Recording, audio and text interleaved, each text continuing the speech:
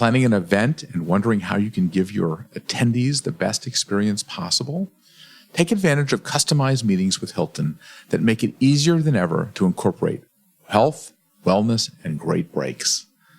Hilton will help you build an extraordinary meeting that attendees will remember. To book your next meeting or event, go to meetings.hilton.com. Are you a follower? 9, 8, Okay, so we're gonna do the ad. Welcome to GatherGeeks, a podcast by BizBash, the place where people passionate about meetings and events come together. Here are your hosts, BizBash CEO David Adler and Editor-in-Chief Beth Kormanik. Hi, David. Hey, Beth. Here we are, another episode of GatherGeeks. Our guest today is Anthony Sargent, CEO of the Luminato Festival in Toronto. He took on the job in 2015 following previous positions as founding general director of the Northeast England arts venue Sage Gateshead and as concert planning manager for the BBC. And what may be a first for us as a GatherGeeks guest, Queen Elizabeth II named him Commander of the Order of the British Empire. David, why did you want to talk with him about sparking change? Well, he's one of these guys that really, really knows the arts world, and he knows how to take arts and make them more mass culture in many cases. He is basically teaching the entire Toronto world, the people that live in the Toronto community, how to appreciate these artists that are not actually an artist that they would not normally go see. But once they are exposed to it, they love them. And I think the whole Luminato Festival is kind of about that. So Luminato just concluded its 2019 run on June 23rd.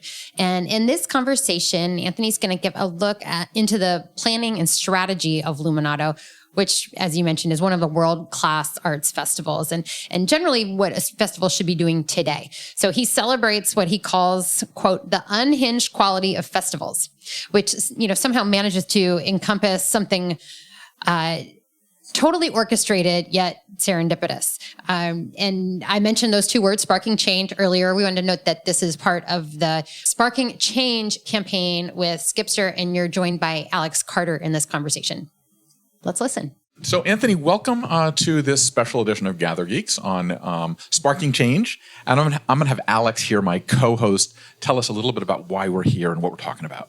Sure. So let's talk about sparking change for a moment. That with an event, you have a room full of people. And I think typically what one might associate with an event is what is happening that night. The day of the event, walking through the doors, the speakers, the venue, everything about the event. That is all interesting, but also what we want to get into a bit is what happens after the event and how do you spark change that can really spark momentum, spark a tidal wave, but spark something that's happening after the event and make the impact of the event just grow over time. And the idea that you've got a festival, and I want you to talk about the festival that you're managing and how that has changed an entire city. So let's first start off with what is Luminato?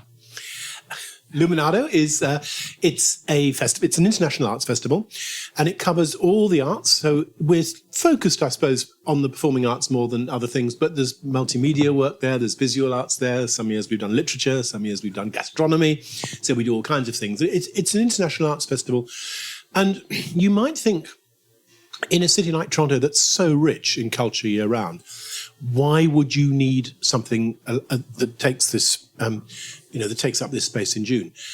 And I think the answer with all festivals, it's not particular to Luminato, it's true to all festivals, is what they do is they add a kind of critical mass of energy.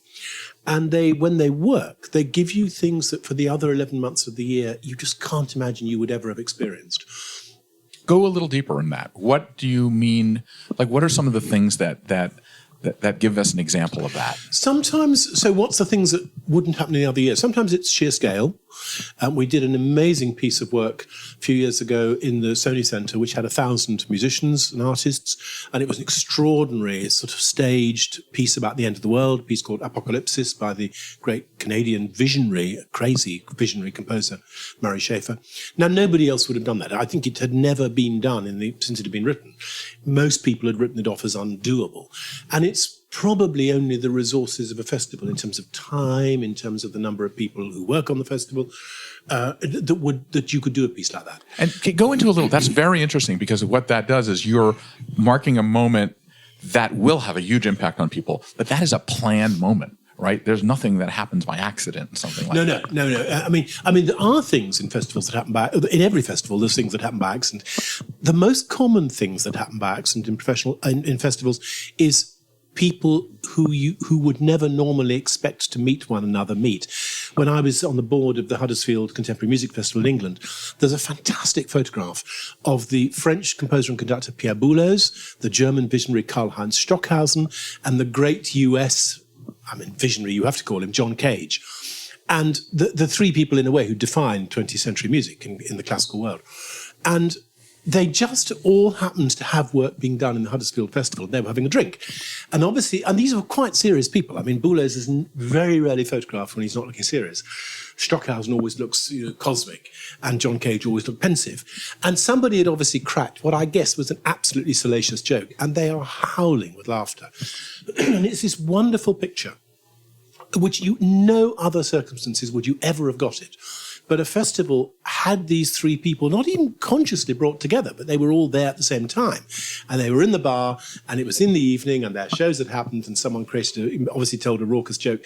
And it's an image that has almost defined the way these people have been re-identified as being actually people who had the most amazing sense of humor as well as everything else. Now, only a festival would do that. And is that a microcosm of what's happening with everybody at those events? Yeah, I think it is. What's lovely always at festivals, when in my early life as a performer, I've experienced this the other way around, is you go to festivals and you do your thing, and it's a very exciting, extraordinary thing. Maybe it's a world tour and you go to X festival to do it.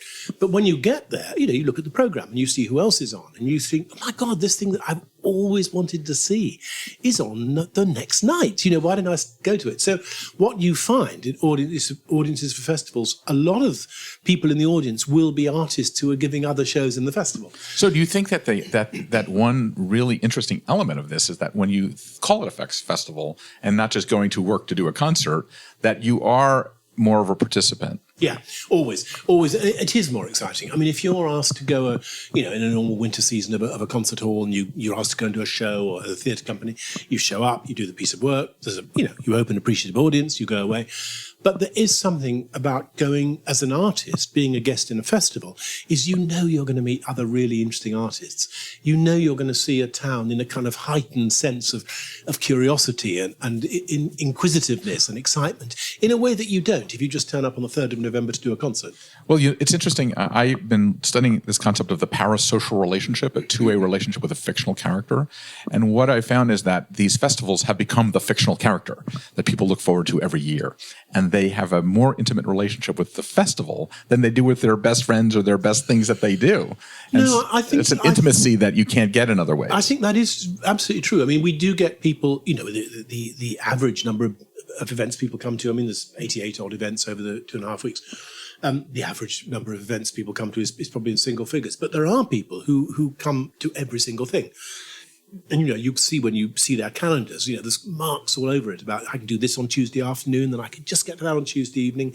And then, and they're in a way the lifeblood of the festival, because in the intermissions, in the breaks, they're talking to all the other people and they're saying, oh, I went to this amazing thing last night. Or are you coming to this fantastic thing tomorrow in this disused furniture warehouse 17 miles away, And there's a sort of unhinged quality about festivals, the other, Edinburgh is a really good example. The other 11 months of I've just finished living a couple of hours from Edinburgh for 15 years. So I went there regularly in the other 11 months of the year. And forgive me, my Edinburgh friends, for saying this, but it is a very dull city. Culturally, it's the seat of Scottish government, I don't know. But in terms of culture, it doesn't have, it's not ringing with vibrant creativity the other 11 months of the year. That in this 1 month, everything that's interesting on the planet turns up in Edinburgh. And it completely transforms the feel of the city, that sense of a sort of unhinged, every minute of every day voyage of discovery and adventure. And do you think that makes it more powerful, the fact that for the other 11 months, there's such a contrast between that unhinged month and then the rest relatively more mundane. I think it's different in different places. I think in Edinburgh it does. I think in Edinburgh there's a real sense of a sort of incandescent, wild, sort of volcanic kind of energy in August that you notice is different. And it's quite a staid city in other ways. Toronto's different. Toronto is a phenomenally energetic, lively place all around the year. So the challenge for us is different here. It's not just, we don't just have to add energy to a city that doesn't have any. This city has energy to spare, my God, oozing out of every sort of faucet in the streets. And so what we have to add, the test for us is, are we doing something? Firstly, there's a general sense for us in that we're a contemporary festival. I don't mean that everything's brand new or everything's wildly and forbiddingly avant-garde, but there's a general sense that everything is either new or it's pretty new or it's current or it speaks to issues of our time in some way. So that's one test for us, is that for the 17 days, you're thinking about today. You're thinking about what's important in the world now. You're not thinking about a piece that Tchaikovsky wrote, 100 years ago. Another test for us, because of the amount of energy that already is in the city, is doing things that wouldn't happen at other times of the year. And it's an interesting test, that, because, and there's an interesting thing about Toronto, and I think it's true of 1 or 2 other very active cities. Berlin is another good example, where the bar is going up all the time, because every time Luminato does something that's extraordinary and groundbreaking and nobody could have imagined it and jaw-dropping, in 2 years' time, there's half a dozen people doing it. And one of my colleagues said to me in a slightly dispirited way, that's so, that's sort of difficult because it means that our bar's going up all the time. I said, yeah, but actually, isn't that really inspiring? If we've done something that's absolutely extraordinary, and then in the next couple of years 2 or 3 other people are doing something similar, isn't that wonderful? Isn't that exactly what a festival should be doing? Go through a little bit about the process then, because I've seen this with every festival, that you have things like C2 in Montreal, you have South by Southwest, you have all these incredible festivals going on, and it's not an experience unless it's completely rethought in many cases. This is what everyone is listening, wanting to know, what is the secret to do this? And it is interesting. I'm 69. And almost all my life I've been, I guess that's probably why I was hired for this. I've done a lot of different jobs, but they've all had festivals in them. So I did 15 years at the BBC. I was head of planning for the BBC Proms, which is a huge 8-week classical music festival. When I was at the South Bank in London, I did a huge number of particularly outdoor festivals, huge, wide range of festivals. And so, Birmingham, I did a 10-year festival with Simon Rattle of the 20th century. We did the 20th century decade by decade, year by year. So I've done a lot of different kinds of festivals, and they're all slightly different. But what they have in common is that you're right. You're absolutely right. And it's true for fundraising as well. You start with a blank sheet of paper every year. If you're running a symphony, you know there are going to be Beethoven symphonies throughout the season. You know there are going to be probably Tchaikovsky symphonies. You know you're going to get great international pianists to play well-known piano concertos. And then, there's a lot of gaps to fill in.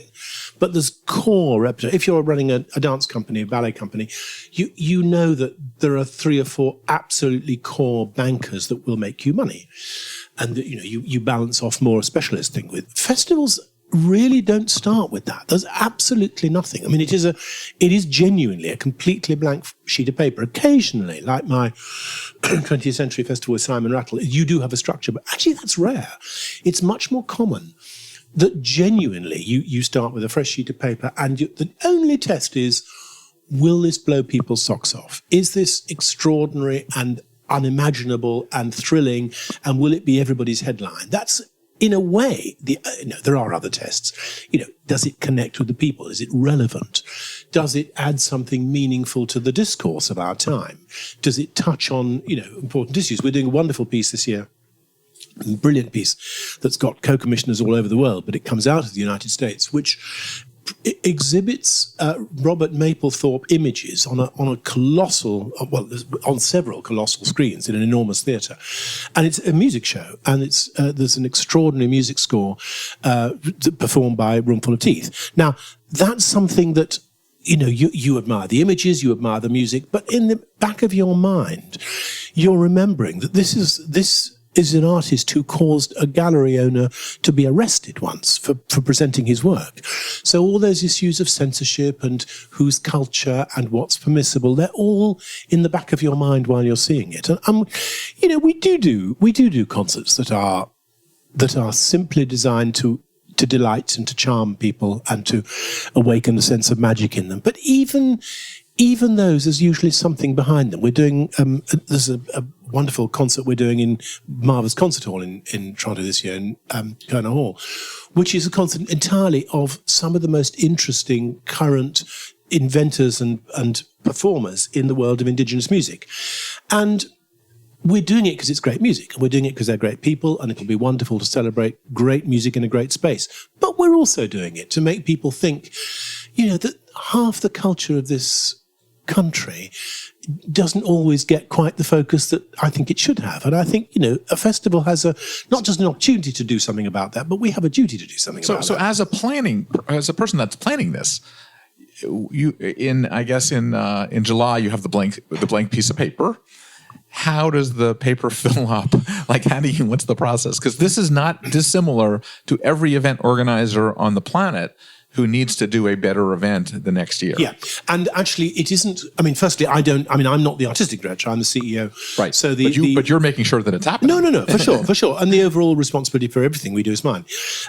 It doesn't, and you'll probably know this from your own life and events. It doesn't happen quite like that. What happens if you take a moment in time now? So I know exactly what's happening in the 2019 festival. That's a good thing. This is a month away. I just want to encourage you that I have give you a sense of confidence here. And I know about 2/3 to 3/4 of what will be in the 2020 festival, and I know about 1/4 to 1/3 of what will be in the 2021 festival.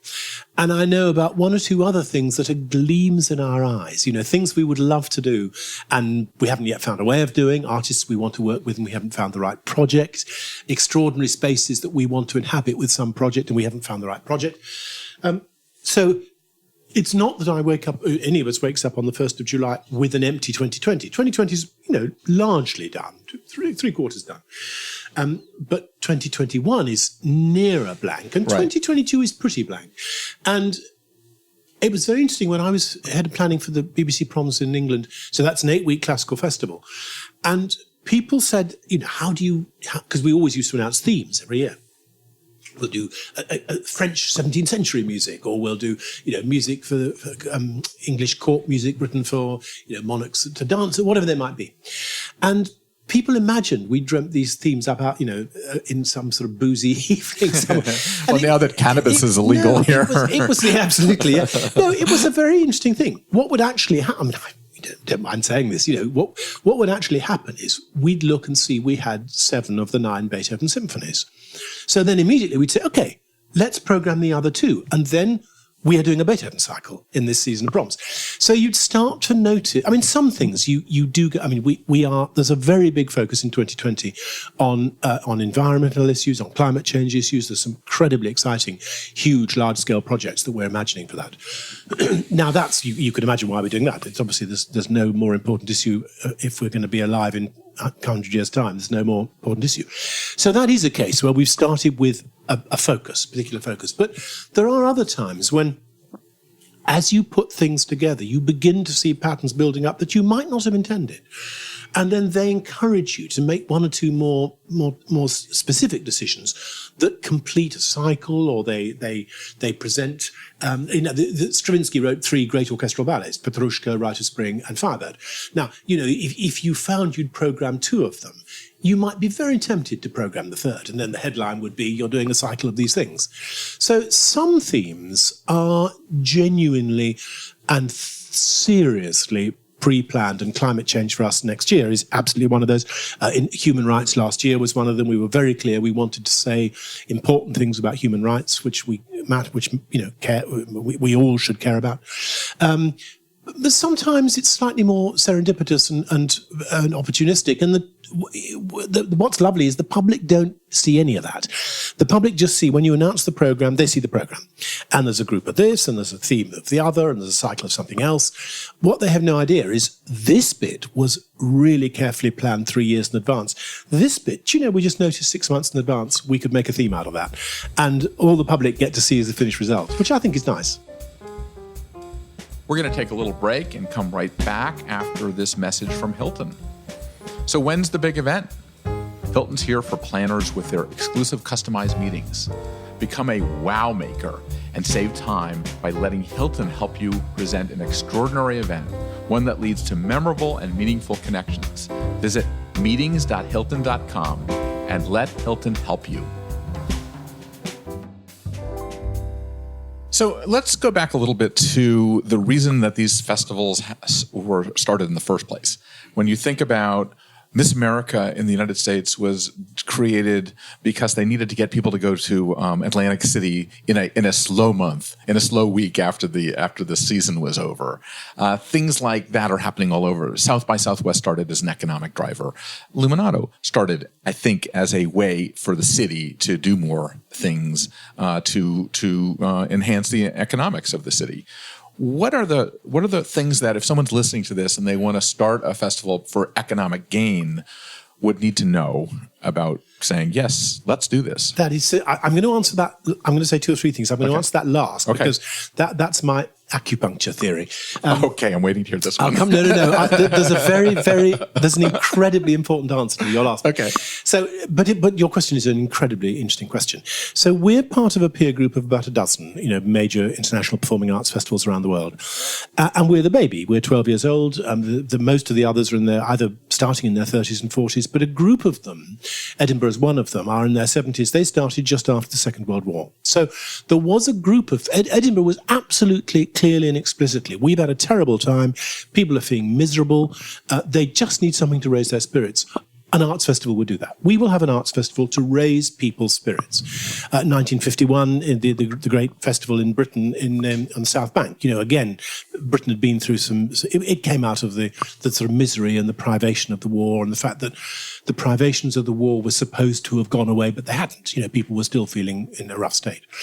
So that's one, and in a way, Luminato is in that category. But it wasn't a war, but it came out of this extraordinary thing, which only when I moved to Canada did I learn. When I was in Europe, the disease SARS, the respiratory disease, we all understood in Europe as the Southeast Asian disease. And it was focused in Hong Kong, and I went to Singapore in the middle of it, I remember, and was dazzled by how they were dealing with it. But we thought of it from Europe as a Southeast Asian disease. I had no idea, and it wasn't reported in Europe, that there was a very small number of cities which were also absolutely savaged by it, and Toronto was one. Mm-hmm. And so after that was, I think, 2003, I think so. And people, I wasn't here, but people talk about almost literally the lights going out. Tourism died up, inward investment was undermined by it. And two business guys, they were business guys, said we need something. It was just like Edinburgh after the Second World War. We need something to put a spring back in people's step, to give people a sense of confidence, of belief, of excitement, that there's something to live for, and that will bring tourists back. We have to create something. And an international arts festival, I think, is a really good choice, actually, if you're going to do that. So that's where Luminato started from. Sometimes, and I suppose turning around some kind of adversity is quite a common thread. Some of them do come simply from a sense of wanting to get economic benefits, and particularly since the 1988 book by the English economist John Myerscough, The Economic Importance of the Arts. Since the publication of that book, which was only ever written as a defense to deal with Thatcherism. It was written to deal with a government that didn't get why the arts mattered and could only understand economics. So the arts had to be defended in the language of economics, hence that book. And I'm coming to answer your question now. I do a lot of international consultancy in a lot of these areas. And I very, very commonly hear people say, we want the economic benefit that comes from the arts. And typically they do one of two things. They either start a festival or they build a building. one of those two things. And they think that the mere act of starting the festival or building the building, the dollars will come pouring in. And this is where acupuncture comes in. What I think is always very striking about acupuncture, and I'm not sure whether anybody really quite understands it, is you put the needles in somewhere and the benefits are experienced somewhere quite different. And I had a neck thing once. I fell off. It's a miracle. Sometimes. Yeah, but I damaged my shoulder and I fell off a wall once, and I had acupuncture and they put needles in all over my body, nowhere near my neck, and it cured it. So there is a terrible, terrible history of people who've created arts festivals or buildings simply to bring in what they think will be an enormous harvest of inward investment. And it doesn't work. And the reason it doesn't work is the only thing that makes those things successful are when the art is good, or when the building is exciting, when the program is good. So if you start from wanting to make a big economic impact benefit, and if that's your starting point and all your decisions are taken through that lens, you will almost invariably fail. You will spend, I would say, waste a great deal of money without a benefit. If you start from just wanting to create the most thrillingly exciting international program you can, or the most extraordinary and irresistible building, like the Gulbenkian in, the famous Gulbenkian in Bilbao, which is, extraordinary, geary building, which is massively, massively visited and transform the economy of Bilbao. But he didn't design it to bring in dollars to Bilbao. He designed it to make an extraordinary statement on an amazing site. And so I would really encourage anybody listening to this, if what you want to do is bring in lots of money, don't start from there. Start from the other end. Find the most brilliant artistic director you can. Find the most brilliant architect you can. Do the most thrillingly necessary, the Michael, something like that here. Do the most amazing, attractive, extraordinary, beautifully contained building. Create the most visionary, incandescent arts festival. Then money will pour in. Is that kind of is what's going on in all aspects of our society, especially in our meeting and event world. When people put on quality content, quality programs, and get quality people together, it rises to the top. It's just the mediocrity never seems to succeed. That's completely true, and I am thrilled about that, because as a consumer, I loathe mediocrity. I hate having a boring meal, a dull meal. I hate being in sort of bankrupt and uninteresting conversation. I hate, all those experiences that are kind of second rate and meretricious. Absolutely. And taking money off me, without a return. And I'm just quickly say this, we've done galas for a few years, and you very kindly gave us an award for one of them. And we're not doing galas now. And the reason we're not doing galas is we've found a much more exciting thing to do. And we're doing an extraordinary thing that is, I can describe it. It's the most extraordinary, magical dinner you could imagine meets Sleep No More in New York. Unbelievable. So it's an amazing, immersive experience threaded around a gourmet dinner with extraordinary wines. Now, we just thought we'd run out of exciting, fresh ideas about how you redo a gala. So this is a completely different kind of event. And I love the thought that, and in 3 years' time, everybody will be doing these, and that's fine. We will move on. Totally. Do you think that the sophistication of the attendee is rising because we're in this sort of connoisseur society now that people appreciate quality, or are we still in the battle to get people to appreciate that?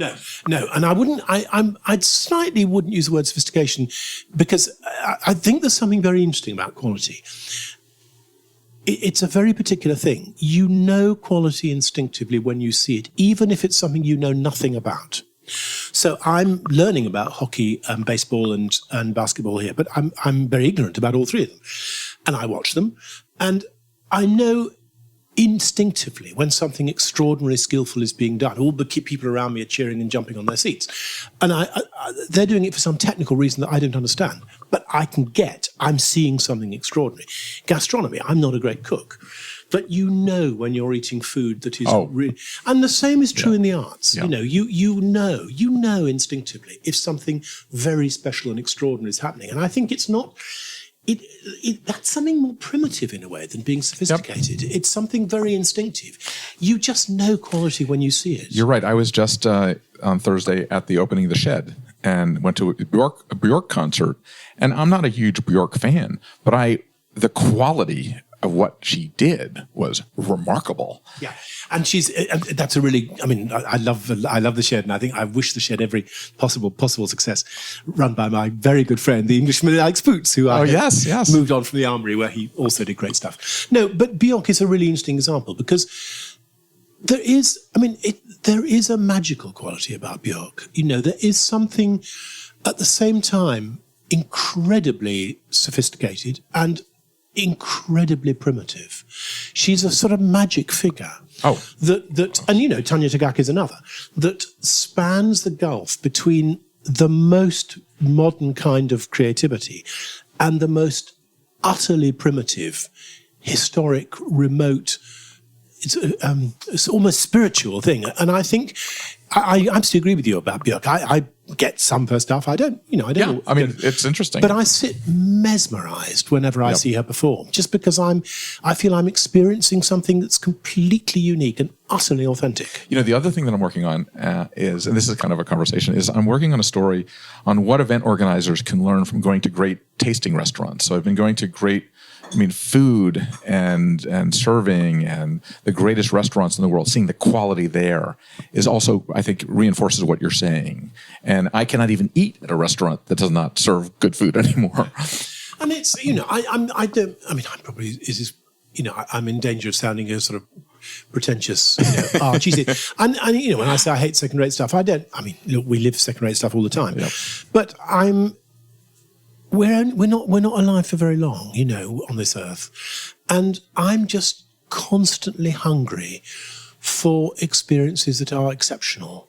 And of course we have routine experiences a lot of the time, but I'm when I get on the streetcar in the morning, I'm looking around me at people on the streetcar and hearing bits of conversation and thinking, she sounds such an interesting woman, and I think people generally in particularly living in these challenged times with these appalling political challenges everywhere you look, are really hungry for something that's authentic and genuine and inspiring. And I think, all of us in the industry we're in can have a real responsibility to provide that. Let me go back to the sophistication question. I don't mean sophistication. Are there people that accept things that are not first rate because they just don't know? I think I know what you mean. I think the minute you experience the real thing, you become more, a little bit less patient about the less real thing. I mean, when you first see the Grand Canyon, it's such a breathtaking sight. Or, any great natural phenomenon, Mount Fuji in Japan, right. The way that everywhere you look at this beautiful snow-topped mountain. And it does make intolerance the wrong word, but it gives you a scale of reference by which to look at everything else. So does Luminato actually have its mission to expose people to quality? Yeah, no, completely. No, absolutely. I think, people will like some things we do, they won't like some things we do. Some of the stuff, we've got 6 world premieres this year, 6 works of commissions of ours, 2 North American premieres. Now, it's in the nature of premieres that you don't know quite what they're going to be like. That's the nature of premieres. So, every now and then you commission something that doesn't work out as you hope. So I cannot guarantee perfection to everything we do because it wouldn't, that's not in the business of doing new work. But we absolutely aim, and it's not, I'm being a little bit careful about where I'm putting the word quality in this sentence. It's the quality of the experience I'm aiming for. So I'm not necessarily going to say, this guy plays the piano better than that guy. Right. I'm going to say, sitting in this hall, you will have a riveting experience. The whole shebang, as they say. Exactly so. Yeah. Exactly so. That's so interesting. Now, do people come to this festival from around the world, or is it primarily for people in Toronto? Well, has that changed, or is it's changing? It's changing. I mean, it's taken a little while, but then as I say, we're 12 years old, and all our peers are much older than we are and much more established.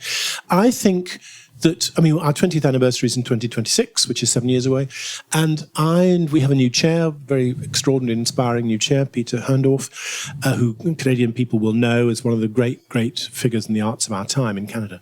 And he and I have a sense that by 2026, by our 20th anniversary, Luminato ought to be providing for the city of Toronto and for Ontario and Canada in all the arts what TIFF is so brilliantly providing in the world of film. And I think that's completely achievable. 7 years is plenty long enough to achieve it. And I think at that point, the traction we will have on international visits will go up and up and up. And I think it started relatively slowly, but I'm very confident that as our offer gets, more and more developed on that kind of mental scale, the extent to which we will be seen as an international draw will go up. So I wanted to go back to a comment that you made earlier that's, I think, an interesting theme kind of interwoven throughout this, which is you had mentioned that not everything you program can be perfect, just natural, logical, human, part of the world. I am curious, when you are programming for the cutting edge like this, and when you're constantly trying to reinvent, how you leave room for failure and how you leave room for experimentation in that process. That is a really good question. There is a risk when you commission something, every now and then we have commissioned something and not presented it. Every now and then we've paid the artist, we've paid the commission fee, and then maybe we've seen it in development or we've seen the way it's developing, and we just don't think it's not right for a Toronto audience. So there is always, and occasionally, the sanction when you've commissioned something actually not to present it. And it's you don't want to do that too often, but we have done it. The other thing is we're usually, one of my artistic team is usually part of the process of developing the work. So, an artist like Ronnie Burkett, this amazing Toronto-based, globally celebrated marionette artist. We've created an amazing new piece with him this year, and it's breaking completely new ground and doing something he's never done before. Now, he's been close to us and we to him all the way through that journey. And, sometimes he's sought our advice, sometimes we've made suggestions, sometimes, we hope we may have said helpful things reacting externally to what he's doing. So there is always the opportunity for anybody who's commissioned any piece of artwork, in the performance work, not so much in the visual arts, to contribute in some way to its development. And I think we have the experience and the artistic knowledge and constructive sort of intelligence to do that. If we see something is really heading, if it's really not working out, we wouldn't do it. If we decide we will do it, and then when we're past the point of no return, we're not happy with it. And then obviously, occasionally you would say to somebody, you say it with a musical, you need to take 20 minutes out of this second act. It's not, we don't tend to work in the world of musical theatre in that way. But that's what a musical producer would say. They would say the second act, an hour, 20 minutes, is 20 minutes too long. You've got to take 20 minutes out. So there are sort of emergency bits of surgery you can do late. I tell you, actually, there is a good example this year. There's a piece of work, it's a Maplethorpe piece I talked about earlier, which was, there's a group of commissioners, of whom we're one, and the world premiere happened in Ann Arbor in March. And, a lot of the co-commissioners went to see it. I went to see it. And I want to say this right. The creators of it reflected on the experience of putting it in front of a live audience. And there were some things that they felt didn't work as they'd hoped they would work. And one or two of the international co-presenters said the same. Afterwards, they would say, this little bit doesn't seem to work. And, a colleague of mine from Adelaide would say, actually, you're right, it doesn't quite work. And that piece has been developed. So the version that the audience here will see in June is a different piece from the piece that was premiered in Ann Arbor. Because and the same with the Rite of Spring that we're showing with this amazing Chinese company, the Peacock Dance Company. I saw it premiered in Shanghai last year, and there were a couple of things that struck me at the time that could be better. I didn't even need to say those. I was talking to the producer afterwards, and he said, no, we're onto those. And I know that by the time we put it in front of our audience next year, now, if we're first, there isn't the opportunity for that. But if it had its world premiere somewhere else, then there is always the opportunity for pieces of work to develop. How many world premieres do you do versus things that you bring in? It varies from year to year. There's a little bit randomly. We're doing 6 this year. Six okay. World premieres. Of how many performances in total? 88. 88, wow. 88. So 6 world premieres, six of the things are commissions of ours, 2 North American premieres.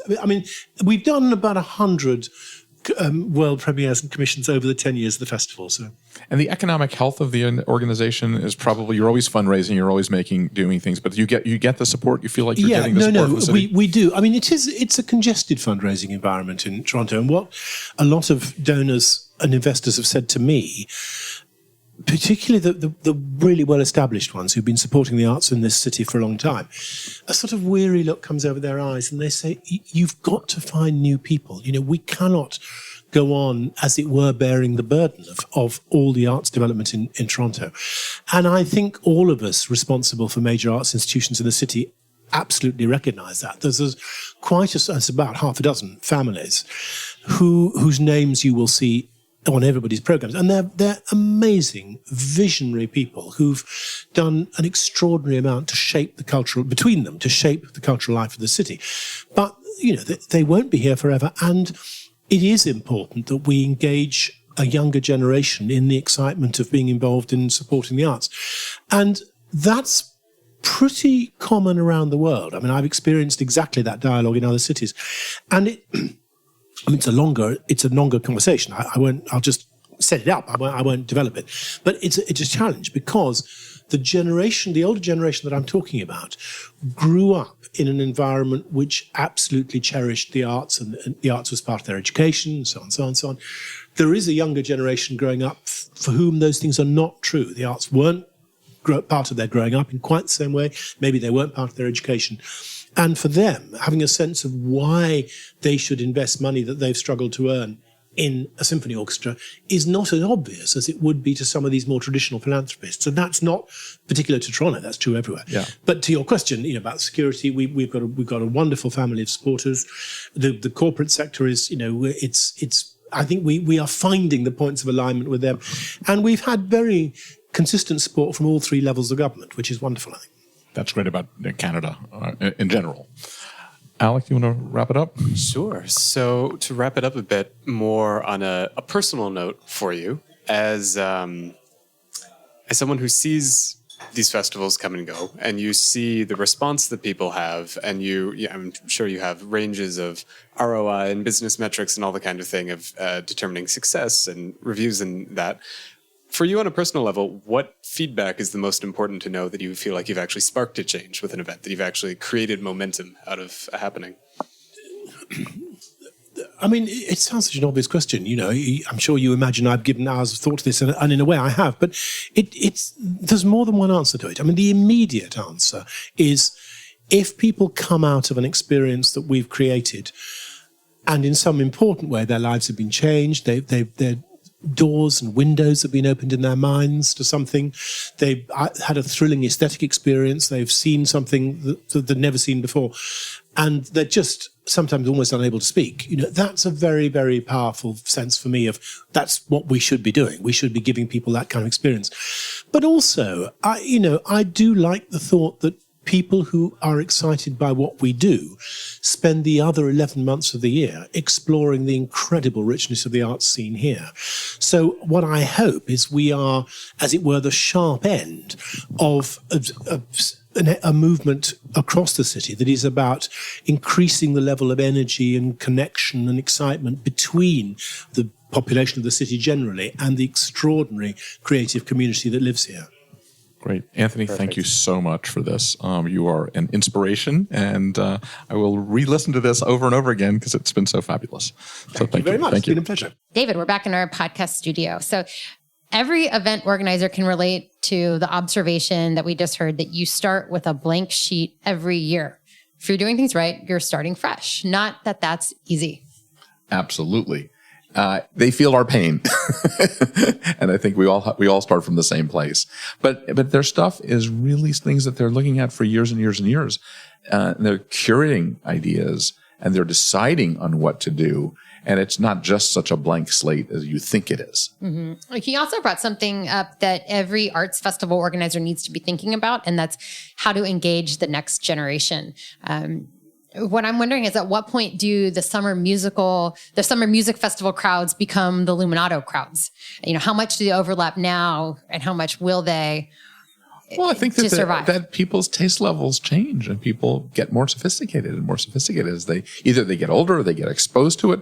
Although I'm finding that some of the younger generation is progressing pretty quickly, where they appreciate the fineness of these art installations and the way people take their art seriously. So, Beth, what is going on at BizBash? Well, we just heard in this conversation that Luminato stopped its traditional annual gala and replaced it with a different concept. Well, if you're looking to do the same, we can help you. Check out our recent story on shaking up your annual gala on bizbash.com. There's lots of ideas there for new formats and other aspects of fundraising events. So get your inspiration there. Not every benefit has to be a gala. There's lots of ways that things can change, and we're here to get you started. So before we end, we want to thank everybody who helps bring this podcast to life. Claire Hoffman, who handles all the editorial duties. Rebecca Pappas, who gets it to you through all the distribution channels. And of course, our wonderful producer, Dave Nelson, who puts it all together. So what do we say when we end the show, Beth? Gather on. So gather on, everyone. Thanks for listening to today's episode. If you like what you're hearing, be sure to subscribe to the podcast on iTunes or your favorite podcast app. We can be found on iTunes, Stitcher, SoundCloud, Player FM, Google Play, and Pocket Cast. Be sure to leave us a rating and review. It helps others discover the GatherGeeks podcast. We'd also love to hear from you. You can leave feedback on Twitter at GatherGeeks or leave us an email, gathergeeks@bizbash.com. We hope you'll join us again for the next episode of GatherGeeks. Until then, gather on.